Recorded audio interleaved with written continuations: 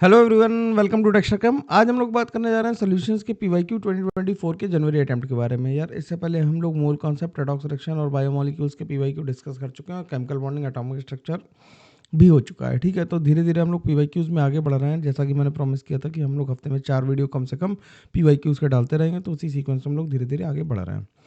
ठीक है, तो इन क्वेश्चंस को करने का फ़ायदा ये मिलेगा तुम्हें कि तुम्हें एक आइडिया लग जाएगा कि 2024 में आगे अप्रैल अटेम्प्ट में कैसे क्वेश्चन ज़्यादातर बनने वाले हैं, तो उससे काफ़ी मदद हो जाएगी तुम्हारी। ठीक है, अब सारा कुछ कहाँ पे मिल रहा है? मटेरियल सारा वेबसाइट पे अवेलेबल है, www.texturchem.in/courses पे जाओगे, वहाँ पे PYQ सेक्शन में क्लिक करोगे तो तुम्हारे पास एक एक्सेल शीट खुल के आ जाएगी। और एक्सेल शीट खुलने से क्या होगा, तुम्हारे पास सारे PYQs के सेल्फ अटेम्प्ट शीट, जिन्हें तुम डाउनलोड करके अपने आप अटैम्प्ट कर सकते हो। उसके बाद सेल्फ अटैम्प्ट भी इसे कर सकते हो, कोई दिक्कत की बात नहीं है। ठीक है, आराम से मिल जाएंगे, कोई दिक्कत नहीं है। तो स्ट्रेट अवे फर्स्ट क्वेश्चन पे पहुंचते हैं हम लोग। और फर्स्ट क्वेश्चन में क्या रहा है, क्या देखो, इस चैप्टर में 11 क्वेश्चन ही है, जिसमें मोल कॉन्सेप्ट के कुछ क्वेश्चन इंट्रोड्यूस करने पड़े, क्योंकि वैसे तो 5 ही 6 क्वेश्चन आए थे। ठीक है, तो मोल कॉन्सेप्ट क्योंकि इस चैप्टर में एनसीईआरटी में रख रखा है, इसलिए कुछ क्वेश्चन यहाँ पे रख लिए हम लोगों ने भी। क्या कर रहा है, we have 3 aqueous solutions of NaCl labeled as A, B and C with concentration 0.1 molar, 0.01 molar and 0.001 molar respectively. The want of factor I for these solution will be in order. अब NaCl को अगर हम complete मतलब dissociate करके मान लें, तो ये वांट ऑफ फैक्टर क्या होगा, सबका बराबर आना चाहिए था, लेकिन ऐसा होगा नहीं। क्यों? क्योंकि यहाँ पे कंसंट्रेशन बदल रहा है और बहुत ड्रास्टिकली बदल रहा है। तो जिसका कॉन्सेंट्रेशन बहुत कम होगा उसका वांट ऑफ फैक्टर ज़्यादा होगा, क्योंकि डिग्री ऑफ डिसोसिएशन बढ़ेगा। जैसे जैसे कॉन्सेंट्रेशन कम होगा वैसे वैसे डिग्री ऑफ डिसोसिएशन बढ़ेगा, आयनिक मूवमेंट बढ़ जाएगा, मोबिलिटी बढ़ेगी। ठीक है, तो क्या आंसर आ जाएगा? आंसर ए आ जाएगा, क्योंकि डिग्री ऑफ डिसोसिएशन जिसका कॉन्सेंट्रेशन कम है उसका डिग्री ऑफ डिसोसिएशन ज़्यादा हो जाएगा। ठीक है, सिंपल सी बात है। अगला सवाल क्या कह रहा है? अगला सवाल ये कह रहा है कि the solution from the following with highest depression in freezing point और lowest freezing point is. Clearly लिखा है कि लोएस्ट फ्रीजिंग पॉइंट बताना है। तो एसिटिक एसिड का अगर हम देखें, तो एसिटिक एसिड का बच्चा लोग मोलर मास कितना होगा, पहले ये निकाल लेते हैं। मोलर मास जो हो जाएगा एसिटिक एसिड का 60 हो जाएगा, तो इसके कितने मोल्स हो गए? 3 मोल्स हो गए। इसके भी 3 मोल्स हो गए। यहाँ पे बेंजोइक एसिड का मोलर मास ऑब्वियसली ज़्यादा है किससे? एसिटिक एसिड से। और बेंजोइक एसिड का मोलर मास अगर हम निकालेंगे, बेंजोइक एसिड का मोलर मास जो आ जाएगा वो 71 + 1 + 12 + 32 आ जाएगा, यानी कि ये आ जाएगा 90 + 32 122 आ जाएगा। ठीक है, तो इसके 180/122 मोल्स हैं और ग्लूकोज के 180/180 यानी कि 1 मोल है। ठीक, तो नंबर ऑफ पार्टिकल्स जो है वो सबसे ज़्यादा किस में है? सबसे ज़्यादा नंबर ऑफ पार्टिकल किस में है? ए ऑप्शन में है। अब ए और बी में अगर तुम्हें बराबर लग रहा हो तो ये बता दें कि बेंजीन जो जो एसिटिक एसिड है वो वाटर में क्या करेगा? वाटर में तो डिसोसिएट होगा। वाटर में एसिटिक एसिड डिसोसिएट होकर CH3CO- और H+ बना देगा। जबकि जबकि बेंजीन में एसिटिक एसिड डाइमराइज हो जाता है। बेंजीन में जब जाता है तो ये डाइमराइज हो जाता है। ठीक, इंटरमोलिकुलर हाइड्रोजन बॉन्डिंग की वजह से क्या हो जाता है? डाइमराइज हो जाता है। तो उसमें नंबर ऑफ पार्टिकल जितने थे उससे एस्टिमेटेड से कम आएंगे, यानी वांट ऑफ फैक्टर कम हो जाएगा।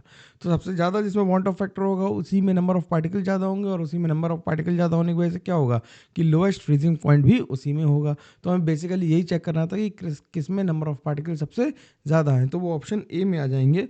सीधे तरीके से आंसर इसका लिखा जा सकता है। ठीक है, कोई दिक्कत की बात नहीं है, आसानी से मेरी बात समझ में आ गई होगी। अगला क्वेश्चन क्या कर रहा है?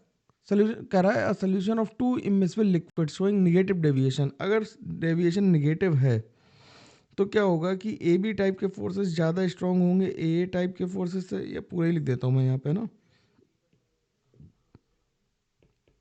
For negative deviation A type forces and B type forces are lesser than A B type forces. तो ए बी टाइप फोर्सेस कैसे होंगे? ज़्यादा होंगे। अगर ए बी टाइप फोर्सेस ज़्यादा है तो वेपर प्रेशर कैसा हो जाएगा? Vapour pressure will be lower. Vapour pressure will be lowered. अब वेपर प्रेशर अगर लोअर हो जाएगा तो बॉइलिंग पॉइंट की डेफिनेशन ये होती है कि जब वेपर प्रेशर किसके बराबर हो जाता है, एटमॉस्फेरिक प्रेशर के बराबर हो जाता है, तो हम क्या कहते हैं, तो हम कहते हैं कि बॉइलिंग हो गई। तो जब वेपर प्रेशर कम होगा तो उस टाइम पे बॉइलिंग पॉइंट क्या करेगा, इंक्रीज करेगा, तो बॉइलिंग पॉइंट विल इंक्रीज।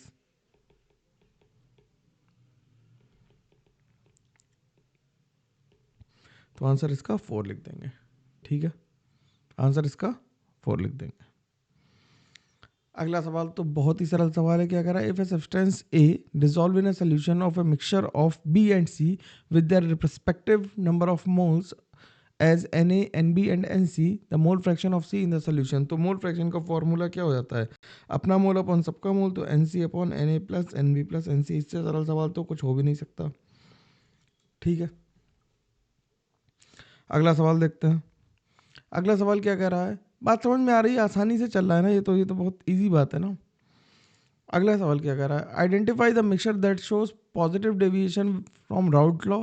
तो पॉजिटिव डेविएशन वो शो करेगा जिसमें क्या होंगे, पोलर और नॉन पोलर मॉलिक्यूल होंगे। तो पोलर और नॉन पोलर मॉलिक्यूल तो डी में हो गए। बेंजीन और टॉलुइन, बेंजीन और ये क्या कहते हैं अपने क्लोरोफॉर्म, ये आइडियल सोल्यूशन बना देती हैं, तो ये पॉजिटिव डेविएशन शो नहीं करेंगी। बाकी जिसमें डाइपोल डाइपोल इंटरेक्शन होंगे वो कैसे मतलब डेविएशन शो करेंगे, नेगेटिव डेविएशन शो करेंगे। तो ये कैसा है, ये पोलर है और ये क्या है, ये नॉन पोलर है। पोलर और नॉन पोलर। ठीक है, अगले क्वेश्चन पे आ जाता है। नेक्स्ट क्वेश्चन क्या कर रहा है, what happens to the freezing point of benzene when small quantity of naphthalene is added to benzene. अब जब हम कोई भी जो भी हम वोलेटाइल इंप्योरिटी मिला रहे हैं किसी सॉल्वेंट में, प्योर सॉल्वेंट में, तो फ्रीजिंग पॉइंट क्या होता है, डिप्रेशन इन फ्रीजिंग पॉइंट होता है। तो फ्रीजिंग पॉइंट क्या करेगा, डिक्रीज कर जाएगा। नेफ्थलीन वोलेटाइल इंप्योरिटी है लेकिन बेंजीन में वो घुल जाएगी क्योंकि लाइक डिसॉल्व साइक है। तो इंप्योरिटी मिलाने से क्या होगा, बॉइलिंग पॉइंट जो फ्रीजिंग पॉइंट है वो कम हो जाएगा, बॉइलिंग पॉइंट जो है वो बढ़ जाएगा। ठीक है ना, यही तो होता है ना, एलिवेशन इन बॉइलिंग पॉइंट होता है और डिप्रेशन इन फ्रीजिंग पॉइंट होता है। तो ये बात सीधी सीधी समझ में आनी चाहिए। अगले सवाल पे आ गए हम लोग। कह रहा है mass of ethylene glycol to be added in 18.6 grams kg of water to protect the freezing point at -24 degree centigrade in kg से हमें बताना है, इज कितना kg। तो हम सीधे लिखते हैं delta T F is equal to K F into M into I. I की वैल्यू कितनी होगी एथिलीन ग्लाइकोल के लिए 1, क्योंकि ये CH2OH और CH2OH है, तो आई की वैल्यू कितनी हो जाएगी 1। अब सीधे फॉर्मूले में पुट कर देना, तो यार ये हो गया कितना 24 degree centigrade. 24 is equal to किसके बराबर हो जाएगा, आई की वैल्यू 1, के एफ की वैल्यू 1.86। मोलैलिटी की वैल्यू कितनी हो जाएगी, weight upon molar mass into mass of solvent in kg। इसे डिवाइड कर दिया तो 10 आ गया। तो डब्ल्यू की वैल्यू जो आ गई वो 24 इंटू 620 आ गई, तो इससे आ जाएगा 14.88 kg। तो इसका जो आंसर लिखेंगे, अगर नियरेस्ट इंटीजर में लिखना होगा तो 15 लिख देंगे, अदरवाइज 14.88 kg ही लिखेंगे। ठीक है, चलो भाई अगला सवाल देखते हैं। अगला सवाल क्या कह रहा है, अगला सवाल कह रहा है the osmotic pressure of a dilute solution is 7 into 10⁵ pascal at 273 kelvin. The osmotic pressure of the same solution at 283 kelvin is. तो सिंपल सी बात है, देखो अगर हमें पाई को पता हो तो पाई प्रोपोर्शनल होता है किसके, टी के। तो क्योंकि पाई इक्वल्स टू क्या है, CRT है। ठीक है, अब डाइल्यूट सोल्यूशन सेम सोल्यूशन है तो सी तो बराबर हो गया, आर कांस्टेंट हो गया, तो पाई प्रोपोर्शनल टी हो गया, तो pi 1 upon pi 2 will be equal to T1 upon T2 होगा। आसान सी बात है। तो पाई 1 की वैल्यू कितनी दे रखी है, 7 इंटू 10⁵ डिवाइड बाई पाई 2 की वैल्यू हमें निकालनी है, इज इक्वल टू T1 दे रखा है 273 डिवाइड बाई 283। ठीक, तो पाई की वैल्यू जो आ गई, पाई 2 की वैल्यू आ गई 283 इंटू 7 इंटू 10⁵ डिवाइडेड बाई 273, तो जाएगा 72.56 इंटू 10⁴ भाई डिवाइड करना पड़ेगा, वो मैंने कर दिया। 70 से तो कुछ ज़्यादा ही आएगा, देखो अगर 10⁴ लिखना था तो इसका आंसर हम लिख देंगे कितना, 73 लिख देंगे यहाँ पे। ठीक है ना, 10⁴ में निकालना था। ठीक, अब अगला सवाल क्या कह रहा है, अगला सवाल कह रहा है solution of H2SO4 is 31.4% of H2SO4 by mass and has a density of 1.25 ग्राम पर ml, the molarity of the solution is. ठीक है, तो क्या कर रहा है, 100 gram of solution, 100 gram of H2SO4 solution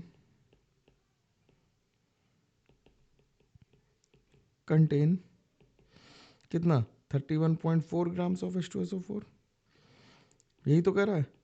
तो 1 लीटर में कितने ग्राम होगा, क्योंकि हमें मोलैरिटी निकालनी है, तो मोलैरिटी में क्या निकालना है, mass of 1 litre solution, mass of 1 litre solution कितना हो जाएगा, डेंसिटी इंटू 1000, तो डेंसिटी कितनी दी है 1.25 दी है, इंटू 1000 हो जाएगा, तो 1250 ग्राम्स हो गया।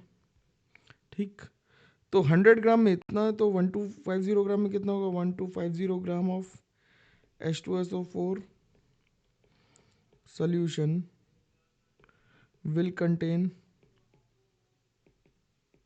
कितना हो जाएगा, 31.4 डिवाइडेड बाई 100 इंटू 1250 और डिवाइड बाई 98 कर दें तो मोल्स आ जाएगा, और यही मोल्स क्या हो जाएंगे, मोलैरिटी के बराबर हो जाएंगे। तो ये हो जाएगा कितना, 10 से 10 कैंसिल कर दें तो आ जाएगा 125 इंटू 31.4 डिवाइडेड बाई 10 इंटू 98।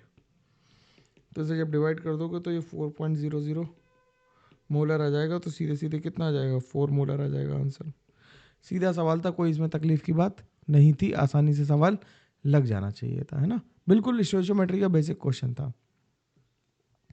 अगला सवाल और भी आसान, molality of 0.8 molar H2SO4 solution और डेंसिटी दी है इतना, तो कितनी होगी मोलैलिटी। तो मोलैलिटी और मोलैरिटी में रिलेशन है, पता है कि मोलैरिटी इज इक्वल टू क्या होता है, molarity into 1000 divided by density into 1000 minus molarity into molar mass, यही होता है। डायरेक्ट फार्मूला लगा दो, ठीक, डायरेक्ट फार्मूला भी यूज़ किया सकता है, अगर नहीं याद है तो याद कर लो।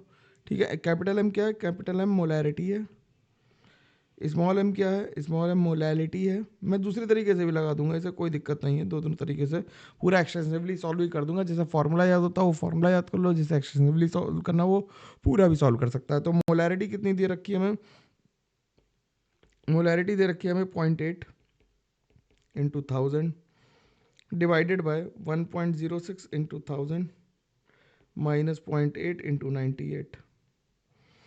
तो इसे सॉल्व कर दोगे तो कितना आ जाएगा, 800 माइनस 1060 माइनस इसकी वैल्यू जो आ जाएगी वो कितनी आएगी, 78.4। तो जाएगा 800 डिवाइडेड बाय 981.6, तो ये आ जाएगा 0.815, यानी कि 815 इंटू 10⁻⁻³ तो आंसर आ जाएगा 815। अब इसे अगर पूरे सॉल्व करके लगाओगे तो कैसे लगाएंगे, तो ये तो फर्स्ट मेथड हो गया। अगर सेकंड तरीके से लगाएं तो सेकंड तरीके से देखो कैसे लगाएंगे। सेकंड तरीके से हमें दे रखा है मोल्स कितने दे रखे हैं, मोलैरिटी दे रखी है, तो मोल्स दे रखे हैं, नंबर ऑफ मोल्स दे रखे हैं 0.8 मोल्स दे रखे हैं इन 1 लीटर। तो मास ऑफ 1 लीटर कितना हो गया, मास ऑफ 1 लीटर सोल्यूशन कितना हो गया, मास ऑफ 1 लीटर सोल्यूशन हो गया 1.06 इंटू 1000, यानी कि 1060 ग्राम्स।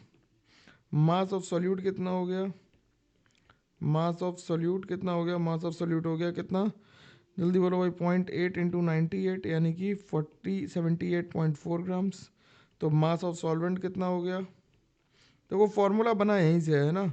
मास ऑफ सॉल्वेंट कितना हो गया, मास ऑफ सॉल्वेंट जो आ गया वो हमारा आ गया कितना, 1060 माइनस 78.4, दैट इज 981.4 981.6, ठीक, 981.6 लिख देंगे इसे।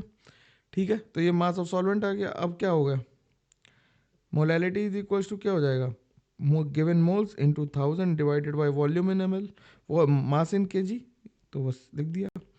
तो इससे आंसर कितना आ जाएगा, इससे आ जाएगा 815 इंटू 10⁻³ मोलर। तो आंसर हम 815 लिख देंगे। दोनों तरह से निकाल सकते हो, मैंने निकाल के दिखा दिया। कभी को तुम्हें गफलत ना रहे कि सर केवल फॉर्मूला डायरेक्ट यूज़ कर लेते हो, डायरेक्ट लहा के नहीं दिखाते, तो लहा के भी दिखा दिया है ना। लास्ट सवाल है इस क्वेश्चन, इस शीट का क्या कर रहा है, the mass of sodium acetate required to prepare 250 ml of 0.35 molar aqua solution. तो ये तो बहुत ही बेसिक सवाल हो गया। क्या हो गया, मोल्स मिली मोल्स निकाल लेते हैं, हम लोग क्या निकाल लेते हैं, मिली मोल्स निकाल लेते हैं। मिली मोल्स ऑफ CH3CONA कितने आ गए, 250 इंटू 0.35। ठीक, तो ये आ गए कितना, ऐसे ही रहने देते हैं। और इसका मोलर मास हमें दे रखा है, तो मास कितना आ गया, ये मिली मोल्स आ गए। तो मास कितना आ गया, सीधे सीधे लिख देते हैं, मास आ जाएगा 250 इंटू 0.35 इंटू 10⁻³ इंटू 82.02। तो हो जाएगा 7176.75 इंटू 10⁻³ ग्राम्स, यानी कि 7.17 ग्राम्स। ठीक, ऐसे लिख देते। तो इसे आंसर क्या लिख देंगे, यहाँ पे 7 आंसर लिख देंगे, तो आंसर यहाँ पे 7 ग्राम आ गया। ठीक है, तो 11 ही क्वेश्चन थे, ज़्यादा था नहीं इसमें करने के लिए। तो ये सारे हम लोगों ने डिस्कस कर लिए, 15 ही मिनट का था यार, कर लिया। अब जो अगला वीडियो है उसमें कोऑर्डिनेशन और डी ब्लॉक दोनों इंक्लूडेड होगा, तो वो वीडियो बहुत इंपॉर्टेंट होने वाला है। देखते रहना है, लाइक शेयर सब्सक्राइब करते रहना है और चैनल को ग्रो करते रहना तुम्हारी जिम्मेदारी है, ठीक है ना। चलो मिलते हैं हम लोग, तब तक के लिए thank you very much, take care, bye bye, ध्यान रखना अपना।